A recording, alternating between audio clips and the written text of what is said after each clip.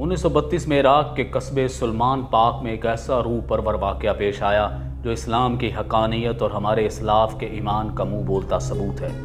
Baghdad سے 30 میل دور قصبہ سلمان پاک کی ایک پرشکوہ عمارت میں صحابی رسول سیدنا سلیمان فارسی رضی اللہ تعالیٰ عنہ کا مزار مبارک ہے، اور اب اسی مزار کے گنبد سے متصل رحمت للعالمین صلی اللہ علیہ وآلہ وسلم کے دو جلیل القدر صحابہ جن سے متعدد احادیث مروی ہیں، حضرت حذیفہ بن یمان اور حضرت جابر بن عبداللہ بن عمرو بن حرام الانصاری رضوان اللہ علیہم اجمعین کی قبور پر نور موجود ہیں۔ لیکن یہ قبور پہلے یہاں نہیں تھیں، بلکہ سلمان پاک سے تقریباً 3 سے 4 فرلانگ کے فاصلے پر ایک غیر آباد جگہ پر موجود تھی،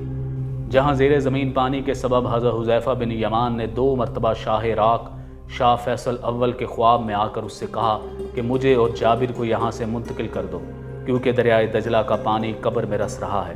شاہ عراق نے مسلسل 2 راتوں تک یہی خواب دیکھا تو سمجھ نہیں پایا۔ تیسری رات حضرت حذیفہ نے مفتی اعظم عراق نور السعید پاشا کے خواب میں آ کر یہی بات دہرائی۔ جب مفتی صاحب نے شاہ عراق سے اس کا ذکر کیا تو اس نے فوراً ہی ان سے عرض کی کہ آپ مزارات سے اسجاد مبارکہ منتقل کرنے کا فتویٰ جاری کر دیجیے،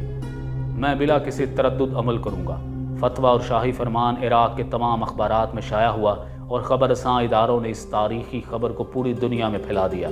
مقررہ دن یعنی 24 ذی الحج 25 اپریل پیر کے دن 1932 عیسوی میں ہزاروں یا شاید لاکھوں لوگوں کی موجودگی میں مزارات کھولے گئے تو معلوم ہوا کہ حضرت حذیفہ بن یمان کی قبر مبارک میں پانی آ چکا تھا اور حضرت جابر بن عبداللہ کے مزار میں نمی پیدا ہو چکی تھی۔ تمام ممالک کے سفراء اور عراق کے اراکین حکومت، مذہبی رہنماؤں اور شاہ عراق کی موجودگی میں پہلے حضرت حذیفہ کے جسد مبارک کو کرین کے ذریعے زمین سے اس طرح اوپر اٹھایا گیا کہ مقدس جسم کرین کے ساتھ رکھے ہوئے اسٹیچر پر خود بخود آ گئی، اور پھر کرین سے اسٹیچر کو علیحدہ کر کے شاہ فیصل، مفتی اعظم عراق، وزیر مختار جمہوریہ ترکی اور ولی عہد مصر شہزادہ فاروق نے کاندھا دیا، اور یہ جسد مبارک بڑے احترام سے شیشوں کے تابوت میں رکھ دیا گیا۔ پھر اسی طرح حضرت جابر بن عبداللہ کے جسد مبارک کو قبر سے نکالا گیا۔ اس تمام کارروائی کو ویڈیو کیمروں کے ذریعے فلمایا گیا اور یہ روح پرور منظر بعد ازاں عراق کے سینما گھروں میں دکھائے گئے۔ ان واقعات کو براہ راست دیکھنے والوں میں مسلم اور غیر مسلم ہر طرح کے افراد شامل تھے۔